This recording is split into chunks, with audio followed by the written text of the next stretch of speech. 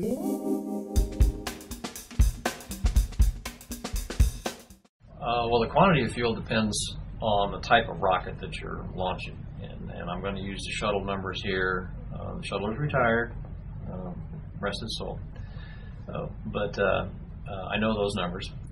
The big brown external tank carried the liquid fuel that fed the three main engines. The total burn time for those engines was about 8 minutes and 26 seconds. There's the two chemicals used are liquid oxygen and liquid hydrogen. There was 150,000 gallons of liquid oxygen and 400,000 gallons of liquid hydrogen mixed together into the engines to produce the thrust. The two white sticks on the side were solid rocket fuel, and each one of those segments, let's see, about a million pounds of weight. Most of that was fuel that ended up being burned.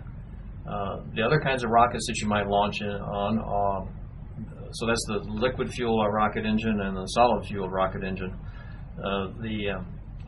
There are smaller rockets that will burn less liquid fuel or a smaller amount of solid fuel, but you wouldn't be able to lift as much weight into space as you could with the shuttle. Now, if you run out of fuel on the ascent going into space before you get there, for some reason, the fuel leaks out or it can't get to the engines for some reason, then you're going to end up landing short. You either land back in the Atlantic Ocean, or you go to Europe or Africa, or maybe you just get into a lower orbit and have to enter in sooner than you thought. So that's what happens if you run out. Now, if you're in space, it's a different fuel tank altogether, a different kind of fuel that you use to maneuver yourself in space and to slow down enough to come back. If you run out of that fuel, you can't come back. So you're very careful, and the ground teams are very careful to monitor how much fuel you have and how much you're going to need to make your re-entry and landing, because nobody wants to be lost in space. That's where you'd stay.